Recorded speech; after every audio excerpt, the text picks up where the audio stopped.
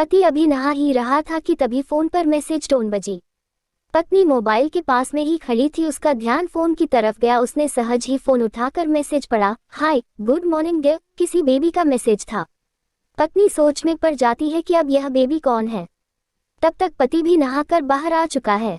पत्नी उसे किसी बेबी का मैसेज आया है बताती है। पति मुस्कुरा देता है, फोन उठाकर उस मैसेज का रिप्लाई करता है, hi baby how are you, और अपने काम में लग जाता है। इस रिप्लाई को भी पढ़ती है। अब हर पल पत्नी के दिमाग में यही विचार कौंधता रहता है कि यह बेबी कौन है। शाम को पति घर आता है। पत्नी उससे पूछती है, यह बेबी कौन है। पति जवाब में सिर्फ मुस्कुरा देता है और फिर से अपने काम में लग जाता है। 2-3 दिन बीत जाते हैं। उन विचारों ने अभी तक पत्नी का पीछा नहीं छोड़ा था और फिर से पति के मोबाइल पर फिर एक बार बेबी का मैसेज आता है, आज तो मिलोगे कि नहीं, तुम्हारी बहुत याद आ रही है। इस मैसेज ने आग में घी का काम किया। पत्नी का शक और भी ज्यादा पक्का हो गया। बीच बीच में ऐसे मैसेजेस का आदान प्रदान होता रहता और पत्नी के मन में शक की जड़ें और गहरी होती गई।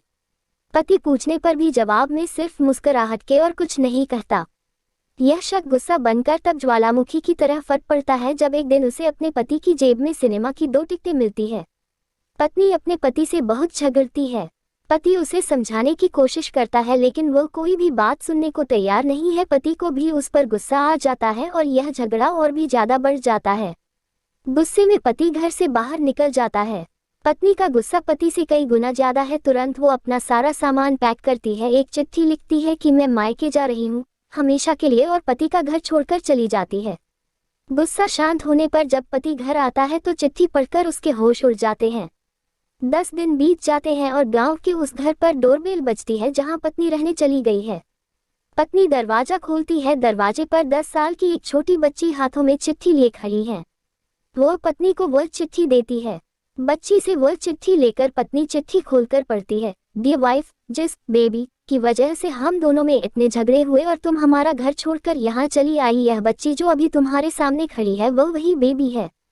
अनाथ आश्रम की एक प्यारी बच्ची इसी के साथ में बातें करता था, सिनेमा जाता था। पहली बार जब तुमने बेबी के बारे में पूछा था तो मैंने जानबूझकर तुम्हें नहीं बताया था। सोचा था थोड़ा मजाक करता हूँ, देखता हूँ तुम कैसे रिएक्ट करती हो, लेकिन मैंने यह कभी नहीं सोचा था कि तुम्हारा शक इतना बढ़ जाएगा कि तुम घर ही छोड़ दोगी। हाँ, सबसे जरूरी बात यह तो बेबी है वह किसी और की नहीं बल्कि तुम्हारी ही बेटी है। रुको, अपने आप को संभालो और आगे की बात ध्यान से पढ़ो। हमारी शादी के 2 साल पहले की यह बात है। तुम अपने कॉलेज के लास्ट ईयर में थी। तुम्हारे प्रोफेशन में नोट्स लेने के बहाने तुम्हें बुलाया था और तुम्हें चाय में इन नशीली दवा खिलाकर ना करने वाला काम किया था। इसमें तुम्हारी कोई गलती नहीं की थी, लेकिन कुदरत ने अपना काम किया और तुम्हारे पेट में इस बेबी को डाल दिया। काफी प्रयास करने पर भी अबॉर्शन नहीं हुआ तो तुम्हारे घर वालों ने समाज के डर से तुम्हें 6 महीने तक घर में ही रखा। तुम्हारे पिताजी खुद एक डॉक्टर है, इसलिए यह बिन मांगा बच्चा बड़ी आसानी से बिना किसी को कनोकान खबर हुए इस दुनिया में आया। भविष्य में तुम्हारी शादीशुदा जिंदगी में कोई प्रॉब्लम ना हो, इसलिए तुम्हारे पिता ने इस बच्चे को गांव के एक अनाथ आश्रम में छोड़ दिया। यह बच्चा मतलब यही बेबी जो अभी तुम्हारे सामने खड़ी है। अगर अभी भी विश्वास नहीं हो रहा है तो इस बच्ची के गाल का वो तिल देख लो जो शायद तुमने उसे आखिरी बार रोते हुए देखा होगा, या फिर अपने पिताजी से पूछ लो। पत्नी जल्दी से उस बच्ची को पास में लेकर उसके गालों का तिल देखती है। उसका मन भर आता है, उसकी आंखों में आंसू आ जाते हैं, लेकिन अभी भी चिट्ठी बाकी है इसलिए वह आगे पढ़ती है।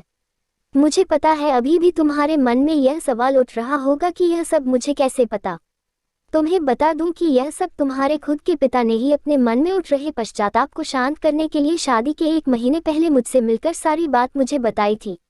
उन्होंने यह भी कहा था कि अगर मैं चाहूं तो शादी से इनकार कर सकता हूं।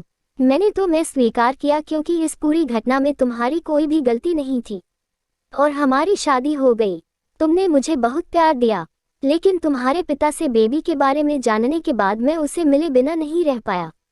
मैं बीच बीच में उससे मिलता था, उससे मिलना, उसके साथ समय बिताना मुझे अच्छा लगता था। कितनी प्यारी बच्ची, बिना किसी गलती के क्यों सजा भुगते, बस इसलिए मैं उसे थोड़ी सी खुशी देने की कोशिश करता था। बस मुझे इतना ही कहना था। अब अगर तुम फिर से अपने घर आकर मेरे साथ रहना चाहो तब और सिर्फ तभी गैलरी में आ जाओ, तुम्हारा और सिर्फ तुम्हारा डियर पति। बिना एक क्षण की भी देरी के पत्नी दौड़कर गैलरी में पहुंची और रास्ते पर उसका पति एल खड़ा था, उसके चेहरे पर मुस्कान की, पत्नी की आंखों में आंसू की पूर कारण कुछ भी हो, अपने दोनों के बीच में कभी भी सबको थोड़ी सी भी जगह मत दो, क्योंकि दुनिया में हर बीमारी का इलाज है, लेकिन शक नाम की बीमारी का कोई इलाज नहीं है।